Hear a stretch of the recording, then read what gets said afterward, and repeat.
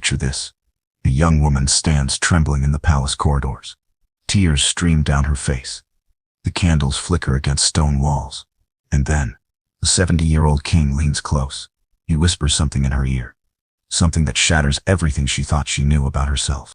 But wait, how did we get here? If you've ever felt invisible, if you've ever been trapped by choices that weren't yours, this story will heal something deep in your soul. Hit that like button right now, because what you're about to witness is a transformation so beautiful, it'll give you chills. So here's what happened. She never wanted this marriage. He never wanted to love again. But sometimes, the heart writes its own rules.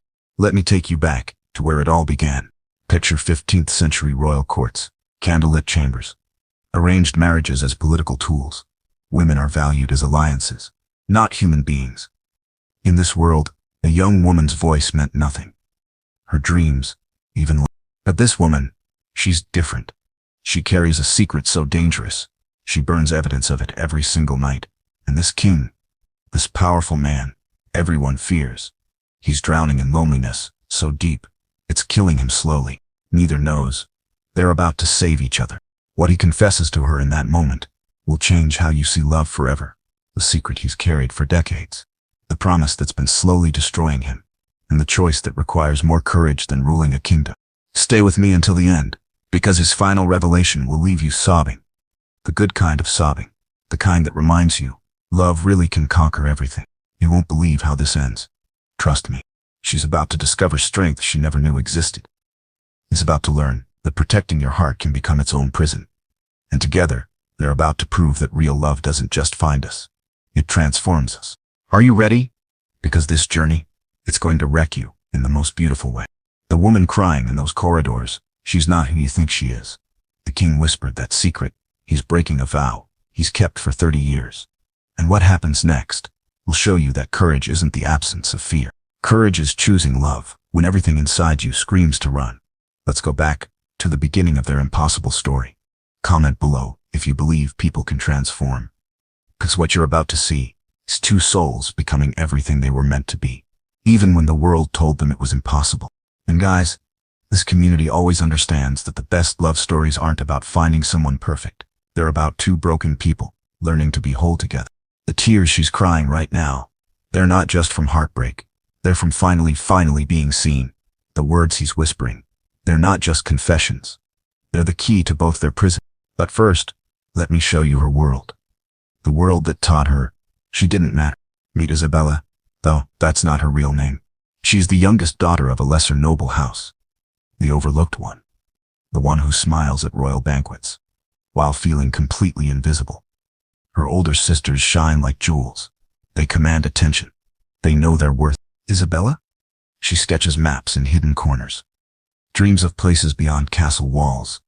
And every night, she performs the same heartbreaking ritual. She burns a letter. Not just any letter, a letter with her true name. Her real identity. The secret that could destroy everything. Can you imagine living your entire life as someone you're not? Smiling when your heart is breaking, pretending you belong, when you know you're an imposter. That's Isabella's world. Her mother abandoned her when she was 7. Just left. No explanation. No goodbye. Isabella learned early. People disappear. Love isn't permanent. And the safest way to survive is to become so small, no one notices when you're gone. But here's the thing about Isabella. Beneath that quiet exterior lives a spirit that refuses to be crushed. She watches. She learns. She plans. Those maps she draws, they're not just artwork. They're escape route. Watch her at court functions. She glides through conversations, offers perfect curtsies, says exactly what's expected. But her eyes are always scanning for exits. She's learned to read people like books. The nervous laugh that means someone's lying. The tight smile that hides cruelty. The way powerful men look through servants, as if they're furniture. Isabella sees everything, remembers everything, and trusts almost nothing. Until one night, everything changes. Her father summons her to his study. The fire crackles. Heavy tapestries muffle sound, and he delivers news that stops her heart. You're to marry the king. Not a request, not a discussion. A royal decree. The old king, the one everyone whispers about. 70 years old, 3 previous wives, all dead. They say he's cold, calculating, that he uses marriage like chess pieces. Isabella's carefully built world shatters. But father, I'm nobody. Why would he? Her father's eyes are hard, unforgiving. 'Cause somebody noticed you, and now you're valuable. Valuable. Not loved. Not chosen. Valuable. That night, Isabella burns more than her usual letter. She burns her childhood, her dreams, her belief that maybe, someday, someone would want her for herself. She stares into those flames and makes a choice. If she's going to disappear, if she's going to become just another royal wife who fades into history, she'll do it on her own terms. But what Isabella doesn't know, what she can't possibly imagine, is that across the kingdom, an old king sits in his chambers, and he's burning letters too, letters about her. Someone has been watching Isabella for months. Someone knows about her secret identity, her real name, her true parentage, and that someone has been sending reports to the palace. The king didn't choose Isabella randomly. He chose her because of who she really is, because of the blood that runs in her veins, the blood she's been hiding, the blood that makes her more valuable than any dowry. But here's what's beautiful, what's absolutely heart-stopping about this moment. Neither of them knows they're about to meet their match. She thinks she's being sacrificed. He thinks he's fulfilling a duty. But the universe has other plans. Have you ever felt invisible in a crowd? Like you could disappear and no one would notice? Drop a heart in the comments if Isabella's pain resonates with you. Because what happens next will show you that sometimes being overlooked is just preparation for being treasured. That map she's been drawing, the one with all the escape routes, she's about to discover some prisons can only be unlocked from the inside. And some cages we build for ourselves. The letters she burns every night, it's not just about hiding her identity. It's about hiding from her destiny. But destiny has a way of finding us. Even when we run, even when we hide, even when we convince ourselves we're not worth finding. Isabella is about to learn that the most dangerous thing isn't being seen for who you really are. The most dangerous thing is believing you're not worth seeing. Tomorrow she meets the king. Tomorrow everything changes. Tomorrow, the woman who learned to disappear begins learning how to be found. But first, let me show you the man waiting for her. The king who's been just as lost, just as invisible, in his own golden cave. Now meet King Edmund, the most powerful man in the realm, and the loneliest soul you'll ever encounter. 70 years old. Silver hair. Eyes like winter storms. Everyone bows when he enters. Everyone fears his word, but in the quiet moments, when the crown comes off and the court disperses, Edmund feeds a stray cat at his windowsill every single night. Can you picture this?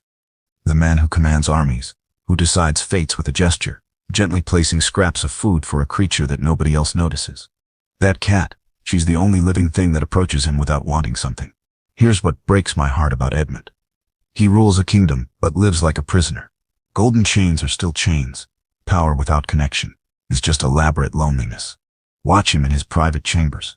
The fire burns low. Shadows dance on stone walls. And Edmund writes in a leather journal.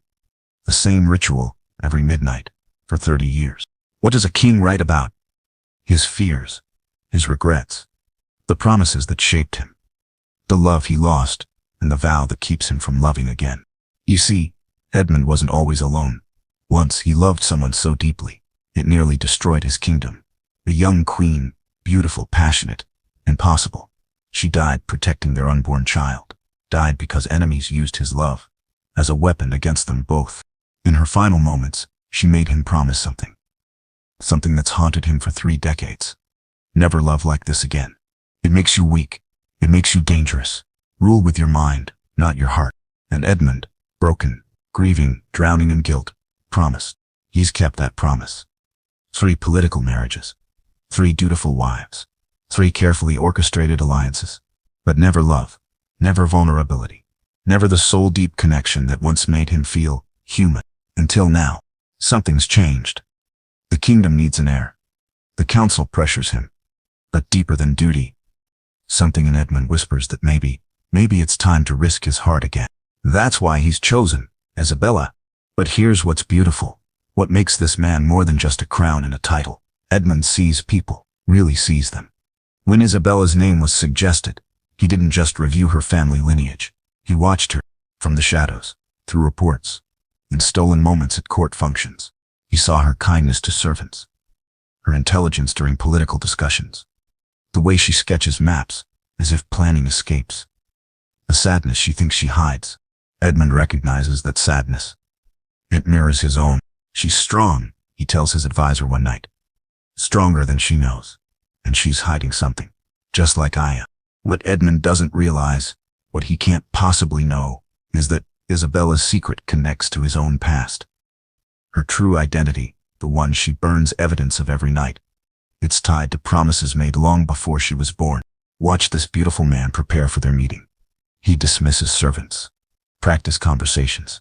Try to remember how to speak to someone as a man, not just as a king. His hands shake, actually shake. When was the last time anything made the great King Edmund nervous? He looks in his mirror, sees lines carved by decades of careful control, gray hair that speaks of wisdom, but also isolation. And for the first time in 30 years, he wonders if he's forgotten how to love. What if I've become incapable? He whispers to his reflection. What if the heart I locked away has forgotten how to open? But then, he thinks of Isabella's eyes, the intelligence there, the hidden fire, the way she carries herself, like someone who's learned to be strong, because the world gave her no other choice. Maybe two broken people can teach each other how to be whole again. The journal entry he wrote that night, it's different from all the others. For the first time in decades, it mentions hope. Tomorrow I will meet her properly. Tomorrow I discover if I'm still capable of being human. God help us both, if I've forgotten how. What drives a man to live without love? Comment your theory below. Because what you're about to witness is someone remembering that beneath every crown beats a heart that wants to be known. The stray cat at his window. She trusts him. Maybe Isabella will too. Maybe two souls who've learned to survive alone can learn to thrive together. Even in power, he was starved. But tomorrow, everything changes. The king who promised never to love again is about to meet the woman who makes him want to break every vow he's ever made. Are you ready to watch these two stop hiding from life? The throne room falls silent as Isabella enters. Every eye watches. Every breath holds. This is the moment when two carefully constructed worlds are about to collide. She walks toward the throne, each step echoing against stone. Her dress rustles. Her heart hammers. But her chin stays raised. Edmund watches from his throne. This woman, she's smaller than he expected, more delicate, but the way she moves, there's steel beneath that silk. The protocol demands she bow, kneel before the king, submit to royal authority. Isabella stops 3 feet from the throne, looks directly into Edmund's eyes, and stays standing. The court gasps. For 5 heartbeats, neither moves. The air crackles with tension, with possibility, with the electric moment when two souls recognize each other. Edmund sees it first. The trembling in her hands that she's trying to hide, the fear beneath her defiance, the way she's prepared to face consequences for refusing to disappear. Isabella sees it too. The loneliness in those winter storm eyes, the way he sits on his throne, like it's another prison, the careful mask that slips, just for a moment, showing her the man beneath the crown. Your Majesty, she says. Her voice is steady, clear. I am Isabella. Not Lady Isabella, not your humble servant, just Isabella. Edmund leans forward slightly. A smile tugs at his lips. When was the last time someone spoke to him? Like a person instead of a position. Isabella, he repeats, testing her name, liking the sound. Tell me, why don't you bow? The courtiers tense. This could be treason. This could end badly. But Isabella takes a breath, gathers courage. She didn't know she possessed, and speaks her truth.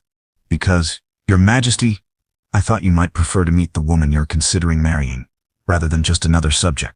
The silence stretches. Edmund studies her face, searches for calculation, for manipulation, for the games everyone else plays. He finds honesty, raw, terrifying honesty. And what, he asks quietly, makes you think I want to meet the woman? Isabella's mask slips then, just slightly, just enough to show him the girl who burns letters every night, the girl who dreams of escape routes, the girl who's terrified of being seen and found wanting, because, she whispers, you look tired of pretending, as I am. At this moment, their carefully built walls start cracking. Edmund rises from his throne, slowly, deliberately. The court watches, mesmerized. He descends the steps, until he stands before her, eye to eye, person to person. What are you afraid of, Isabella? The question catches her off guard. Not what she expected. Not royal interrogation or political maneuvering.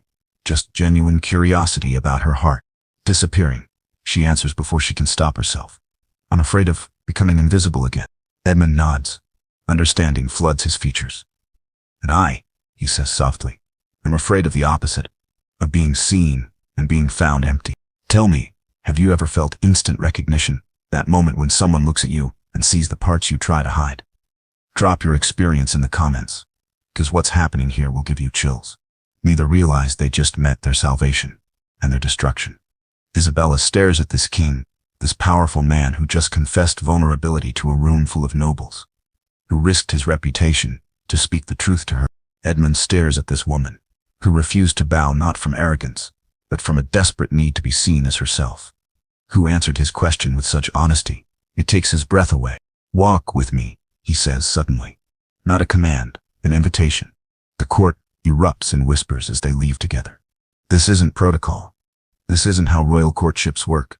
But maybe that's exactly why it might work. In the garden corridor, away from watching eyes, Edmund stops beside a stone bench. The afternoon sun filters through stained glass windows, painting them both in color. That was either very brave, he says, or very foolish. Isabella looks up at him. This close, she can see the silver threading through his hair, the lines around his eyes that speak of laughter and sorrow, the way his hands, strong hands that sign death warrants and peace treaties, shake slightly when he's nervous.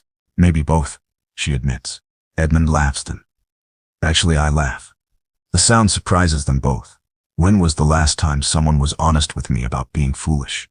When was the last time someone asked what I was afraid of? They look at each other, really look, and both see the same thing. Loneliness. Carefully hidden, expertly managed, but bone-deep loneliness that recognizes itself. I don't want a political marriage, Edmund says suddenly. Isabella's heart stops. What do you want? I want, he struggles with words that haven't been spoken in decades. I want to remember what it feels like to be human again. Isabella steps closer, close enough to see the gold flecks in those storm-gray eyes. And I want to feel like I matter, like I'm not just convenient. You matter, he says. The words escape before he can stop them. You matter more than you know. Something passes between them. Something fragile and terrifying and beautiful. The beginning of recognition, of possibility, of two hearts, learning to hope again. But in the shadows of the corridor, someone watches. Someone who knows secrets about them both. Someone who's been waiting for exactly this moment to destroy everything they're building. The collision happened. The walls started cracking, but neither knows their greatest test is just beginning. Are you crying? Because I am. Hit that like button if watching two souls find each other gives you hope for your own heart. What happens next will test everything they just discovered about each other. 3 weeks into their courtship, and Isabella is learning something beautiful about courage. It starts small. Edmund invites her to council meetings. Not as decoration, but as a voice.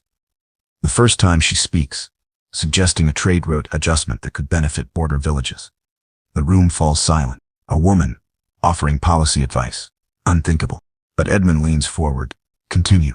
And Isabella, the woman who spent years making herself invisible, finds her voice growing stronger, more confident, more powerful. You should see her transform, Edmund wrote in his journal that night. She's like watching the sunrise. Gradual, then suddenly, everything is illuminated. But here's where it gets complicated. Isabella overhears two ladies in waiting whispering near the chapel. Their words stop her cold. Poor thing doesn't know. He only chose her because of the bloodline. Once he confirms what he suspects about her parentage, he'll have what he needs. Then, they notice her listening. Smile sweetly. Scatter like guilty sparrow. Isabella's world tilts. Bloodline. Parentage. What do they know that she doesn't? That night, alone in her chambers, she stares at the letter she usually burns. Her real name, her true identity. The secret she's guarded for years. Suddenly, it feels less like protection and more like a weapon someone else is holding. Meanwhile, Edmund faces his own crisis. A messenger arrives from the northern border. Enemy forces gathering, threatening invasion. The council demands immediate response. Military action. Shows of strength. Your Majesty, his advisor says, this marriage, it's making you appear weak, distracted. Our enemies sense vulnerability. Edmund's jaw tightens. The old accusation. Love makes rulers weak. Love makes kingdoms fall. The promise to his dead queen echoes, rule with your mind, not your heart. But when he looks at Isabella during their evening walk, when he sees how she's blossoming into her own power, when she laughs at something he says, and the sound fills empty spaces in his chest he'd forgotten existed, how can strength feel like weakness? How can the best thing be the most dangerous thing? I won't hide her, he tells his council. I won't pretend she doesn't matter. Then you risk everything you've built. Edmund stares out his window. At the kingdom he's protected for decades. At the legacy he'll leave behind. At the stray cat, still coming to his windowsill. Still trusting him to provide. Trust. Such a fragile thing. So easy to break. Just when she thinks she can trust again, betrayal whispers near. Isabella decides to confront her fears. She finds Edmund in his study, firelight dancing across his features, as he reviews military reports. Is it true? She asks without preamble. He looks up, sees the pain in her eyes. His heart sinks. Is that true? That you chose me, because of my bloodline. That you know something about my parentage, that I don't. The silence stretches between them like a chasm. Edmund sets down his papers, rises slowly. The truth, the complicated, beautiful, terrible truth, sits heavy in the air. Yes, he says simply. Isabella staggers. Actually, I stagger. So I was right. I'm just convenient. A political necessity dressed up as... No. His voice cuts through her spiral. You don't understand. Then explain it to me. Edmund approaches carefully, like she's a wounded bird that might flee. Your mother, she wasn't just a noblewoman who abandoned you. She was my first queen's sister. The sister everyone thought died in childhood. Isabella's world tilts again, harder this time. She survived, fled, had you in secret. But Isabella, your bloodline doesn't make you convenient. It makes you legitimate. It makes you... What? It makes you the rightful heir to everything she should have inherited, including the right to refuse this marriage if you choose. The revelation hits like lightning. Isabella isn't powerless, isn't trapped, isn't just a pawn in someone else's game. She has choices. Real choices. Why didn't you tell me? Edmund's shoulders sag. Because I wanted you to choose me for me. Not because of duty or bloodline or political advantage. I wanted... His voice breaks slightly. I wanted someone to want me just as Edmund. Not as the king. Everything you thought you knew was wrong. Isabella stares at this man. This powerful, lonely, achingly honest man who gave her choice. Who could have used her bloodline as leverage, but instead used it to free her. You're an idiot, she whispers. Edmund blinks. And what? You're an idiot if you think I need royal blood to see you as worth choosing. The space between them crackles with possibility, with truth, with the terrifying, beautiful reality of two people seeing each other clearly and choosing each other anyway. But their moment shatters as Edmund's advisor bursts in. Your Majesty. The northern forces, they're not just gathering, they're moving. And they have inside information. Someone's been feeding them intelligence about the palace, about the lady's true identity. Ice floods Edmund's veins. What? They know who she is. They know what her claim could mean. They're coming to eliminate the threat. Isabella and Edmund lock eyes. The game just changed. Their love story just became a fight for survival. His worst fear, about to come true. Someone they trusted has betrayed them both. And now, everything they're building together, everything they've discovered about themselves and each other, hangs in the balance. What would you sacrifice for love? Comment below, because they're about to find out exactly what their connection is worth. The person she thought she knew might not exist. The safety he thought he could provide is crumbling. But sometimes crisis reveals who we really are underneath. And sometimes, when everything falls apart, that's when we discover what we're truly made of. Their greatest test is just beginning. But here's what I love about these two. They're not the same people who met 3 weeks ago. She's found her voice. He remembered his heart. And together, they're about to prove that love doesn't make you weak. Love makes you fierce. Are you ready to watch them fight for each other? Because what happens next will show you exactly why this story changes everything about how we see courage. Everything they've learned about themselves is about to be tested. Hold on tight, watch them become everything they're meant to be. The attack comes at dawn. Not with swords and siege engines, but with something far more devastating. Truth, twisted. Weaponized truth, delivered by someone Isabella trusted. Her sister Margaret stands in the throne room. Beautiful, composed Margaret, with papers in her hand and poison in her smile. "Dear sister," Margaret announces to the assembled court, "let me tell you who you really are." Isabella's blood turns to ice. Edmund steps protectively closer, but it's too late. The trap is sprung. "You think you know about her bloodline," Margaret continues, addressing the king directly. "You think you've discovered her royal heritage. How delicious. Incomplete." The words that destroyed her were simple. Margaret unfolds a document. Read aloud. "Isabella is indeed royal blood, but not legitimate. Not an heir. She's the bastard daughter of your first queen's sister and your first queen's husband." The silence after, worse than any scream. The mathematics of betrayal hit like physical blows. Edmund's first wife, the love that nearly destroyed him, had been betrayed by her own sister. Isabella's mother had seduced the queen's husband. Isabella isn't just illegitimate. She's the living reminder of the betrayal that killed Edmund's first love. "The queen died in childbirth," Margaret continues mercilessly, "trying to deliver a baby that wasn't even her husband's. She died because of the stress of discovering her husband's affair, and her sister's pregnancy broke her heart completely." Edmund staggers. The woman he loved died because of Isabella's parents. The promise he made, the vow to never love again, was born from the very bloodline now standing before him. Isabella can't breathe, can't think. The secret she's been hiding isn't just about her identity. It's about being the daughter of the two people who destroyed Edmund's capacity for love. "You see," Margaret smiles, "our dear Isabella isn't just illegitimate. She's cursed. The daughter of betrayal, living proof that love destroys everything it touches. Everything you thought you knew was wrong." The courtiers whisper, stare, judge. Isabella feels herself shrinking, becoming invisible again. But this time, it's not protection. It's a shame so deep, it threatens to drown her. Edmund looks at her, really looks, and for one terrible moment, Isabella sees it. The connection is severed. The walls are rebuilding, the careful distance sliding back into place. "You knew," she whispers. "You've known all along exactly who I am." "Isabella, no. You married me because I'm connected to her. Because I'm some kind of penance. Some way to..." "What? Fix what happened? Punish yourself. Make amends to her memory." Edmund's silence. His answer enough. The person she thought she knew never existed. Isabella turns to face the court. These nobles who've watched her transformation, who've seen her find her voice, her power, her worth, now they see only scandals. Only the bastard daughter of betrayers. "You want the truth?" Isabella's voice carries across the throne room. Strong, clear, unbroken. "Here's the truth." She lifts her chin. The same gesture of defiance that first caught Edmund's attention. "I am Isabella, daughter of betrayal, yes. Bastard, yes. But I am not my parents' sins. I am not their choices. I am not a curse or a penance or a political convenience." Her voice grows stronger with each word. "I am a woman who learned to survive in a world that wanted me invisible.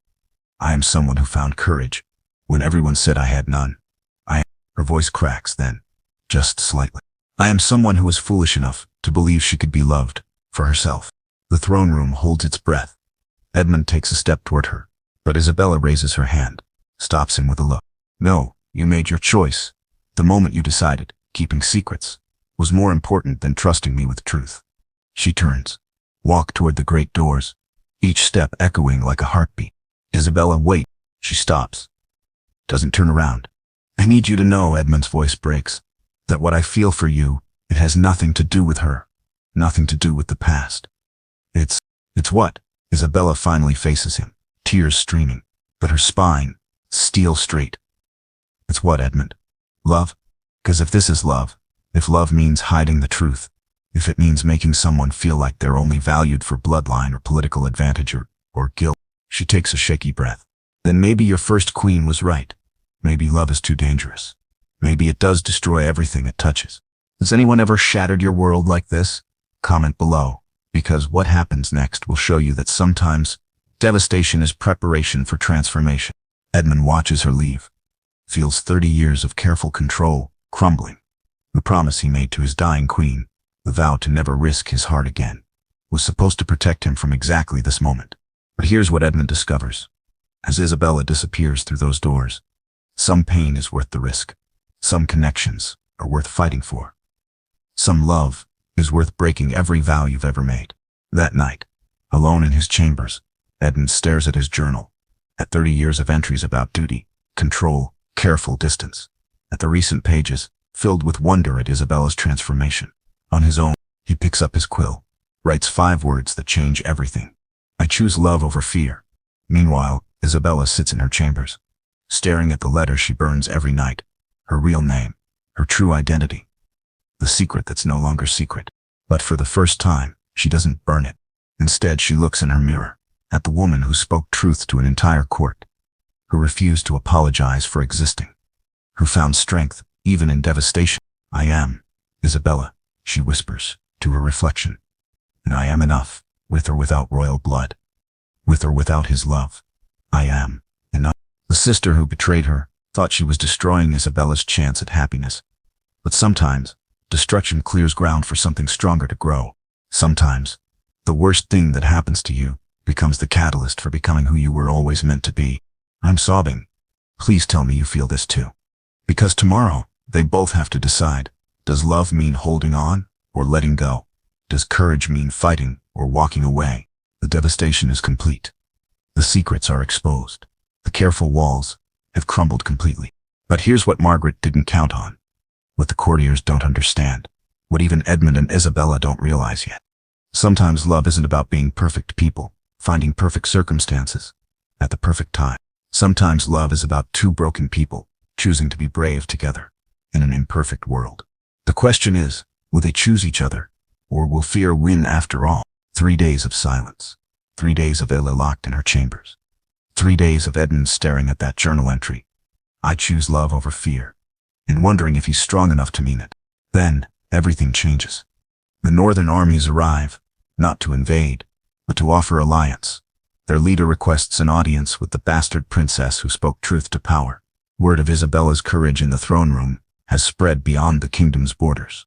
We've heard, the enemy commander says to Edmund, that you have a queen who refuses to bow, who speaks her own truth, who stands by her choices, even when they cost everything. Edmund's advisor shifts nervously. She's not queen. The marriage wasn't complete. The commander smiles. In our lands, courage makes queens, not bloodline. That night, Edmund finds Isabella in the garden. She's feeding the stray cat, the one that used to come only to his windowsill. She came to me, Isabella says softly, not looking up. I think she recognizes loneliness. Edmund sits on the stone bench. Careful distance between them. Isabella, you don't need to explain. I understand now. You loved her. You lost her. You lost her. You promised, never again. And then I appeared, daughter of the people who destroyed your first chance at happiness. You're wrong. Isabella looks up, surprised. I did love her. I did lose her. I did promise never to risk that pain again. Edmund's voice grows stronger. But Isabella, you didn't remind me of the past. You showed me a different future. He turns to face her fully. When I watch you find your voice in council, when I see you refuse to apologize for existing, when you choose honesty over safety, you don't remind me of what I lost. You show me what's possible when someone chooses to be brave. Isabella's carefully maintained composure wavers. The bloodline. It was never about guilt or penance. It was about giving you a choice, power, the right to walk away, if you decided I wasn't worth the risk. And now, Edmund takes a deep breath. 30 years of careful control, about to crumble completely. Now I'm asking you to help me break the promise that's been killing me slowly. Help me choose love over fear. Help me believe that some risks are worth taking. Finally, they're brave enough for the truth. Isabella stands, walks to where he sits, looked down into those storm-gray eyes that first saw her, really saw her. You want to know what I've learned in these 3 days of silence? Edmund nods. I learned that I don't need royal blood to be worthy of love. I don't need your kingdom to have value. I don't need anyone's permission to matter. She sits beside him, close enough to touch. But I also learned that choosing someone isn't about needing them. It's about wanting to build something beautiful together, even when it's scary, even when it might not work, even when the whole world says it's impossible. Isabella smiles then. The first real smile in days, especially then. Edmund reaches for her hand, slowly, giving her time to pull away. She doesn't. I'm terrified, he admits. Good. So am I. What if I disappoint you? What if I've forgotten how to be human? Isabella laughs. Edmund. You feed stray cats. You write in journals. You asked what I was afraid of, instead of just commanding my obedience. You're the most human, powerful person I've ever met. What if love makes me weak? What if... Isabella silences him with a kiss. Soft, brief, but devastating in its tenderness. Love doesn't make you weak, she whispers against his lips. Fear makes you weak. Isolation makes you weak. Love makes you brave enough to risk everything for something beautiful. If you believe people can change, hit like now. Edmund stands, pulls her to her feet. Then let's be brave together. He leads her back to the throne room, where courtiers still whisper, where Margaret still smirks, where the northern commander waits to see what kind of rulers they truly are. Edmund takes his place on the throne. Isabella stands beside it, not behind, not kneeling, but beside. Equal, partner, choice. I have an announcement, Edmund declares. His voice carries the authority of 3 decades, but also something new, something vulnerable, something hopeful. I have spent 30 years ruling with careful distance, protecting my heart, avoiding risk. It made me competent, but it also made me half alive. He looks at Isabella. She nods encouragement. This woman has reminded me that the greatest risk isn't loving someone. It's never allowing yourself to be fully alive. Never allowing yourself to be numb. He stands, takes Isabella's hand. She doesn't need royal blood to be my queen. She doesn't need political advantage to be worthy. She needs only to choose this life, this kingdom, this imperfect man who's finally ready to be brave. The throne room holds its breath. Isabella of house, he pauses, smiles. Isabella of her own making, will you help me rule with love instead of fear? Will you help me build something beautiful instead of just managing something safe? Or are you crying happy tears? Because I am. Isabella looks out at the court, at Margaret's shocked face, at the northern commander's approving nod, at the nobles who whispered behind her back. Then she looks at Edmund, at the man who gave her a choice, who saw her strength, who's willing to risk everything for the chance to love and be loved. Yes, she says, simply, clearly, but not because of bloodlines or politics or duty. She faces the court. I choose this because sometimes broken people can heal each other. Sometimes 2 people who learn to survive alone can learn to thrive together. Sometimes. She looks back at Edmund. Sometimes love doesn't just find us, it makes us into who we were always meant to be. This is why we fight for love. The stray cat appears at the window, watching, as if even she knows. Something beautiful is beginning. 6 months later, the same throne room, but everything has changed. Isabella sits beside Edmund during council sessions, not as decoration, but as partner. Her voice carries weight. Her ideas shape policy. Her courage has inspired a generation of young nobles to speak their truth. The northern territories have become allies, not enemies. Treaties built on respect, not fear. Margaret has learned that betrayal has consequences. Her own schemes unraveled when people realized that someone who destroys her own sister's happiness can't be trusted with anyone else's secrets. But here's what's beautiful. What gives me chills every single time. Edmund and Isabella transformed more than just themselves. They transformed an entire kingdom's understanding of what love can accomplish. Watch them in the evenings. Edmund still feeds the stray cat, but now Isabella joins him. Sometimes love multiplies the small kindnesses. He still writes in his journal, but now the entries are about hope instead of regret, about building instead of protecting, about 2 people who chose to risk everything and found everything they never knew they needed. Sometimes healing isn't quiet. It's thunder. Isabella still draws maps, but now they're not escape routes. They're expansion plans. Dreams made manifest, futures being drawn into existence. The letter she used to burn every night, she framed it. Her real name, finally something to be proud of instead of ashamed of. Sometimes love doesn't just find us, it makes us. They stand at their window now, looking out at a kingdom that's learned to value courage over convenience, truth over tradition, love over fear. Any regrets? Edmund asks. Isabella smiles. Only that we waited so long to be brave. Smash that like button if character growth gives you hope. Subscribe for love stories of transformation. Comment which moment hit you hardest. I need to know. What transformation surprised you most? The king learning to risk his heart? Isabella discovering her own power? Or maybe watching 2 broken people become whole together? Next week, another heart at war with itself. Another soul learning that the greatest victory isn't conquering others. It's conquering the fear that keeps us from becoming who we're meant to be. You beautiful souls understand that growth is messy and worth it. This community appreciates real character development, and you guys always see the beauty and transformation stories. Thank you for witnessing their journey home to themselves and to each other.